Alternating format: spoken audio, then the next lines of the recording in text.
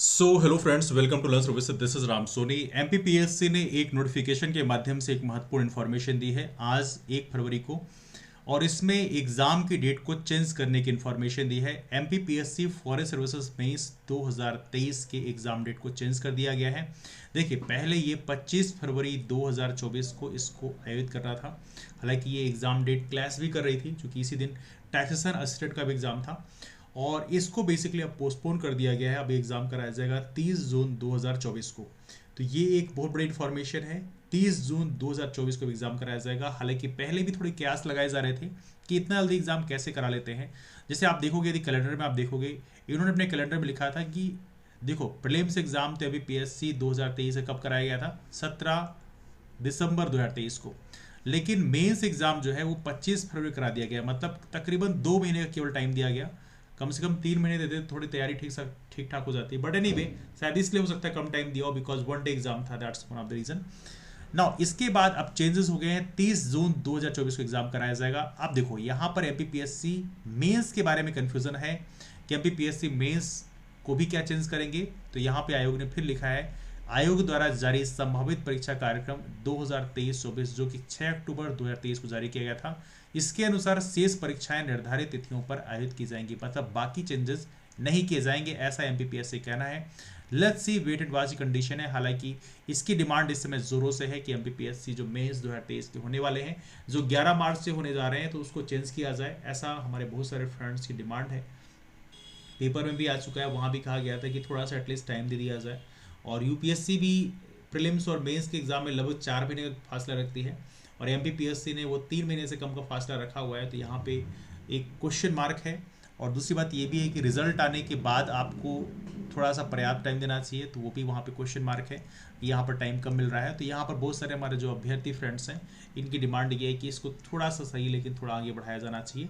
Anyway, अभी तो wait and watch की कंडीशन है, लेकिन फिर भी मैं आप लोगों से कहना चाहूँगा कि 11 मार्च के हिसाब से ही आप तैयारी करिएगा पूरी शिद्दत से।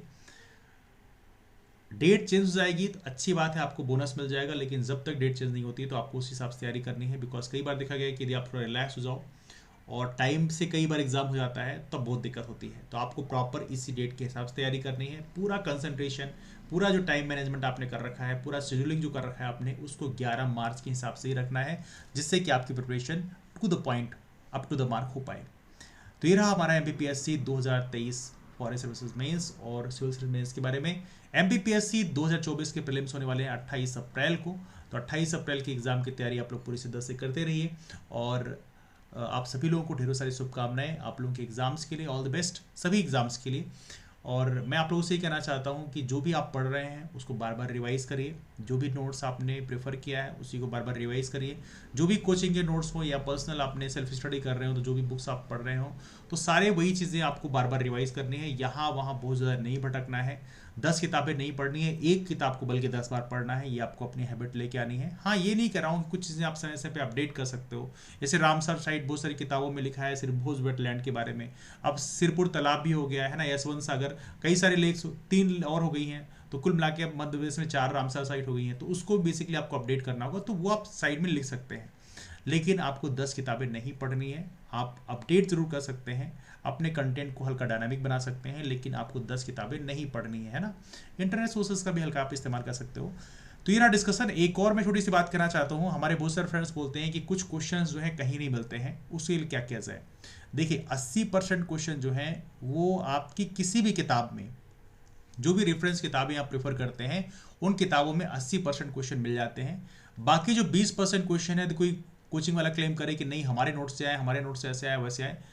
अब 2-4 क्वेश्चन के लिए आप 500 पेज की किताब तो नहीं पढ़ोगे, बड़ा ऑब्वियस सी बात है। तो कहने का मतलब ये है कि, और वो बनते भी नहीं किसी से। जो डिफिकल्ट क्वेश्चन है, एक्सट्रीमली डिफिकल्ट क्वेश्चन है, वो सभी के लिए डिफिकल्ट है। इक्का दुक्का किसी का तुक्का लग जाए अलग बात है, बट वो सबकी कंडीशन है। तो 80% क्वेश्चन में आप यदि परफॉर्म कर गए तो आपके सिलेक्शन के चांस ऑलरेडी बहुत ज़्यादा हो जाएंगे, क्योंकि यहाँ पे नेगेटिव मार्किंग है नहीं। और बाकी 20% क्वेश्चन में आप गेस भी करोगे तो वहाँ पे कम से कम 7-8 क्वेश्चन तो सही हो ही जाते हैं। तो उस हिसाब से बेसिकली ऑलरेडी आप मार्जिन में रहते हो। तो कहने का मतलब ये है कि जो आपकी किताबें उसी को यदि आप बार बार रिवाइज करेंगे तो आपके सिलेक्शन के चांस बाय डिफॉल्ट बढ़ जाएंगे। बाकी गेस वर्क कैसे करना चाहिए उसके लिए हम लोग सेपरेट वीडियो बनाएंगे। तो ये रहा हमारा डिस्कशन एमपीपीएससी 2024 के लिए कि आप लोग पूरी तरह से तैयारी करिए। इन केस यदि किसी को लगता है कि तैयारी शुरू करना चाहते हैं और सिलेबस कंप्लीट नहीं हो रहा है तो वहाँ पे हमारा बैच लॉन्च हो चुका है, बैच ऑलरेडी चल रहा है, इसको आप ज्वाइन कर सकते हैं। इस समय ऑफर भी चल रहा है और इस नंबर पर कॉल करके या स्पेशली मैसेज कर सकते हैं व्हाट्सएप पर, टेलीग्राम। तो वहाँ पे आपको सारी इन्फॉर्मेशन दे दिया है कैसे आपको ज्वाइन कराना है। वहाँ पे क्यूआर कोड शेयर कर दिया जाएगा, उसमें आप पेमेंट करके स्क्रीनशॉट शेयर करोगे तो हमारे बैच में आपको ऐड कर दिया जाएगा। लेकिन यदि आप सेल्फ स्टडी कर रहे हो या आपने किसी कोचिंग के नोट्स को ऑलरेडी रेफर किया है तो मैं आपको यही कहूँगा कि आप प्रॉपर तरीके से वही किताबें पढ़िए जो आप पढ़ते आए हैं। आपने सिलेबस यदि कंप्लीट किया तो उन्हीं को बार बार रिवाइज करना है, यहाँ वहाँ 36 जगह नहीं भटकना है, आप उन्हीं को बार बार पढ़ें। हाँ, टेस्ट सीरीज आप जरूर लगाएं, टेस्ट सीरीज लगाने से आपको काफ़ी सारा बेनिफिट मिलता है। तो ये रहा डिस्कशन हमारा इस टॉपिक में। डिस्कशन को मैं वाइंड अप करते हैं। आप सभी लोगों को आपके एग्जाम के लिए ढेर सारी शुभकामनाएं। That's all for now. मुलाकात करते हैं फिर, तब तक के लिए बाय बाय, टेक केयर।